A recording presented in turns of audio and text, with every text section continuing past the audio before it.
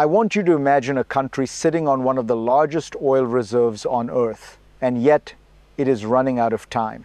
That country is Venezuela. This week, the Trump administration sent a message to Caracas that was blunt, transactional, and unmistakably geopolitical. Oil is back on the table, but only on America's terms. Cut ties with China. Expel Iran. Push out Russia and Cuba. Partner exclusively with the United States.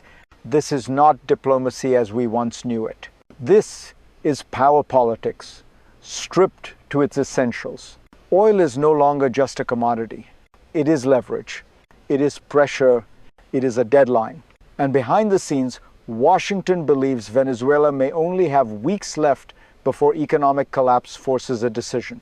If you want to understand how energy has become the sharpest weapon in modern geopolitics and why Venezuela is now at the center of a much larger global struggle, stay with me. Because to understand this moment, we must first understand what is really being demanded and why now. What the Trump administration is demanding from Venezuela is not subtle, but it is carefully structured. At its core, Washington is presenting Caracas with a binary choice: economic survival or geopolitical loyalty. The message delivered by Secretary of State Marco Rubio to interim President Delcy Rodriguez was clear. Venezuela can resume oil production and sales only if it fundamentally realigns its foreign policy. That means severing strategic ties with China, Iran, Russia, and Cuba nations that have long propped up the Venezuelan state when the West turned away. In return, the United States is offering something powerful but conditional: access to markets, partial sanctions relief, and control over oil revenues under American supervision. This is not a humanitarian negotiation. It is a structural one. Oil sales would be routed through mechanisms controlled by Washington.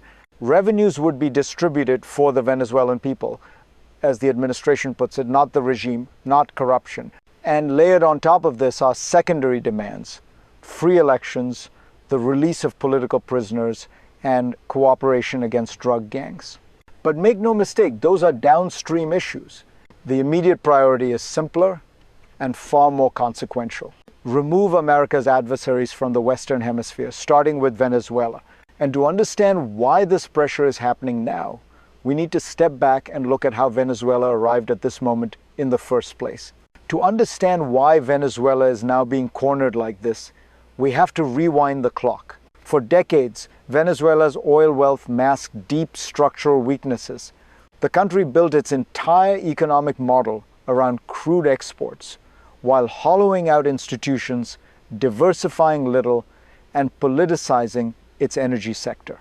When prices were high, the system survived. When prices collapsed, it broke. Sanctions accelerated that collapse, but they did not create it.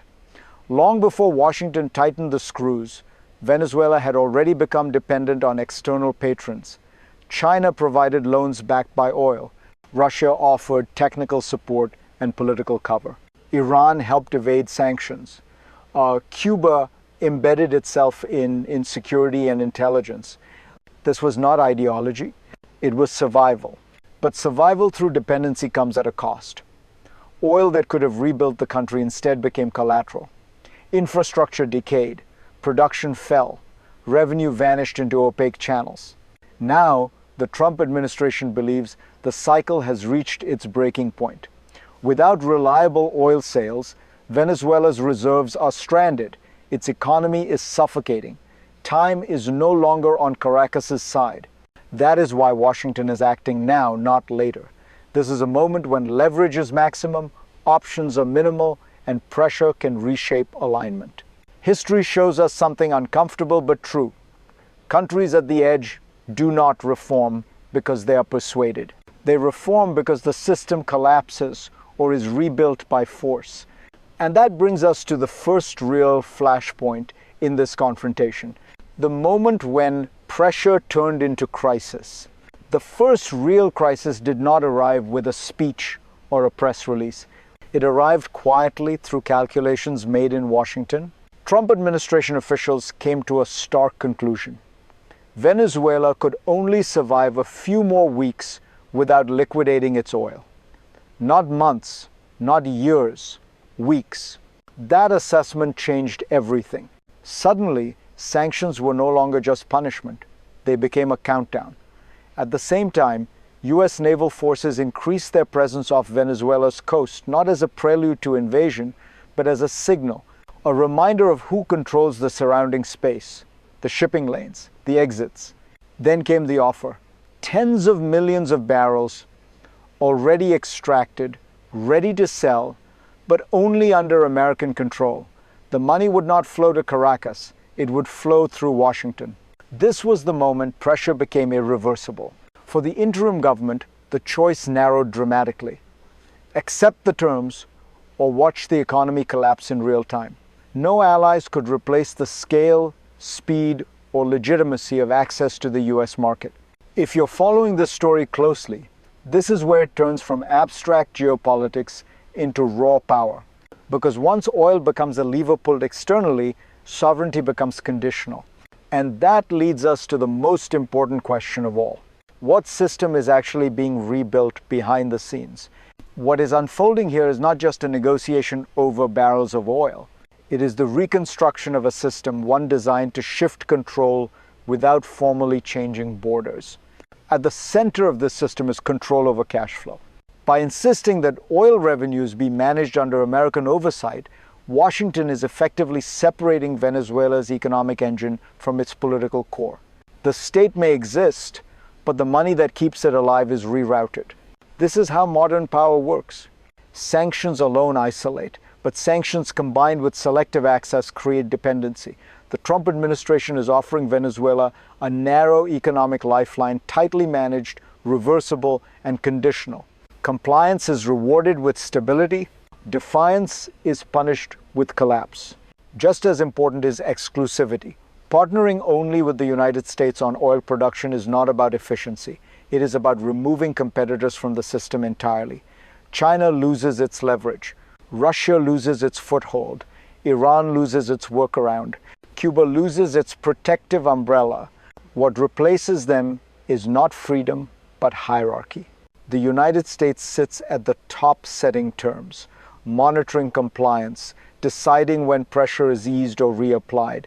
This is not regime change by force. It is regime containment through structure.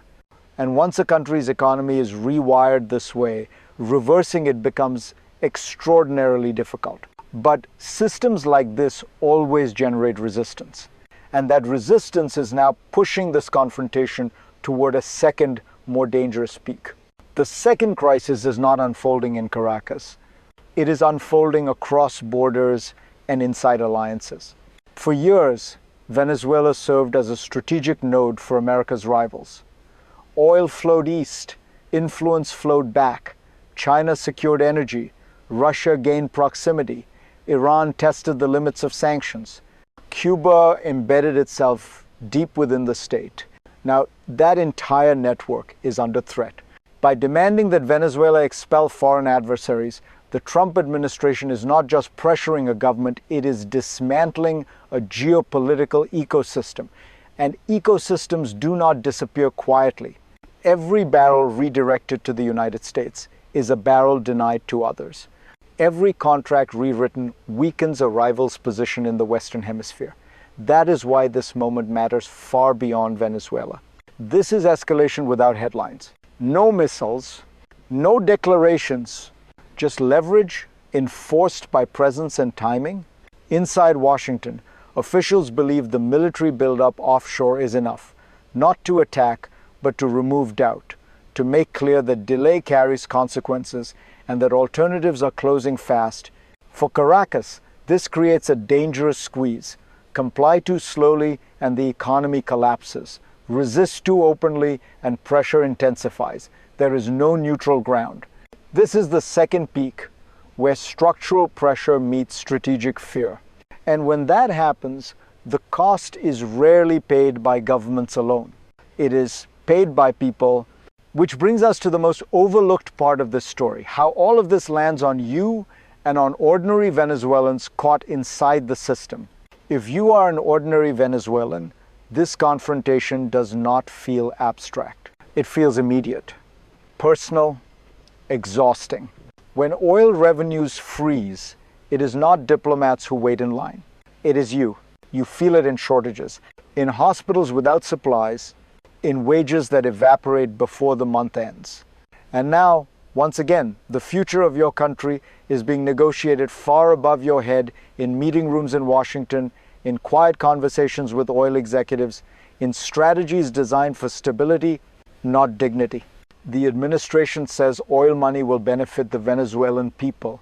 That promise matters.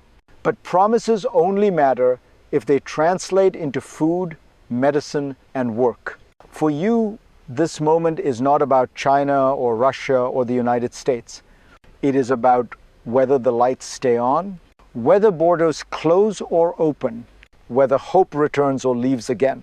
This is the human cost of geopolitical leverage. Power moves fast.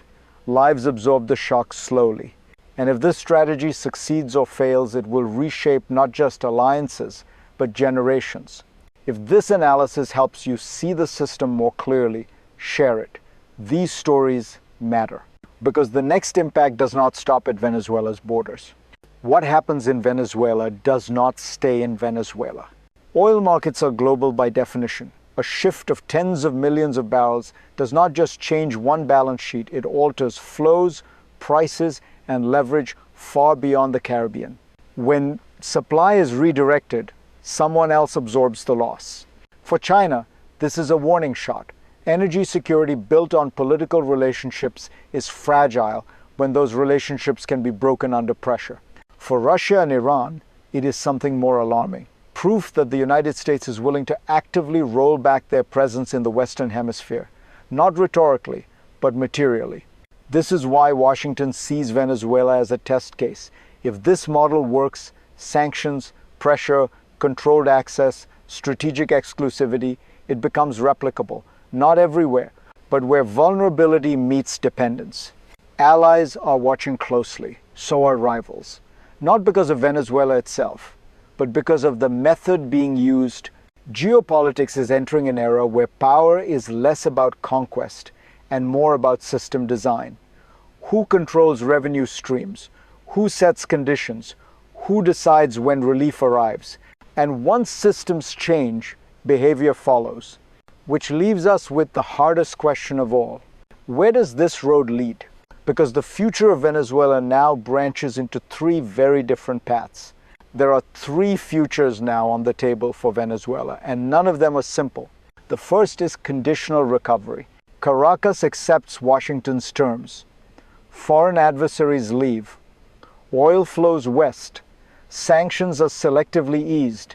The economy stabilizes slowly. This path brings predictability, but at a price. Long-term dependence. Sovereignty is preserved in name, constrained in practice.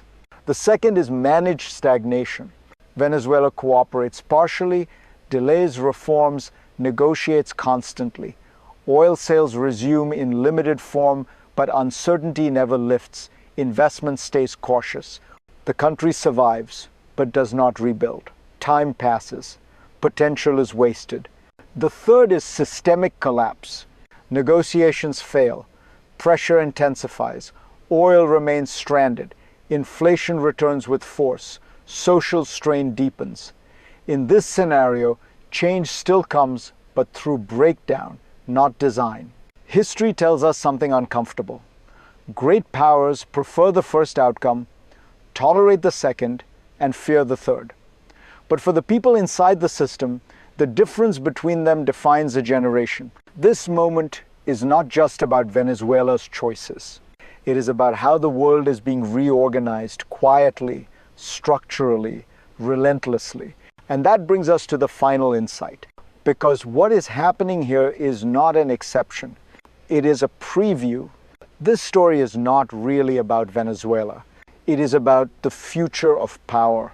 In the 21st century, influence no longer arrives with flags and armies. It arrives through contracts, controls, and conditions. Oil becomes leverage. Cash flow becomes authority. Sovereignty becomes negotiable. What the Trump administration is testing in Venezuela is a Model 1 where rivals are pushed out not by force, but by exclusion, where pressure is applied not through invasion, but through access, and where outcomes are shaped long before ballots are cast. For some, this will look like stability. For others, it will feel like coercion. Both can be true. The real lesson is this: the world is moving towards systems where survival depends less on ideology and more on alignment. Not who you are, but who you trade with. Not what you promise, but what you control. If you want to understand where global politics is heading, don't just watch elections. Watch energy, watch money, watch leverage. Because this is not the end of the story. It is the beginning of the next one. If this analysis helped you see the structure behind the headlines, follow, share, and stay with me. The next chapter is already forming, and it will matter even more.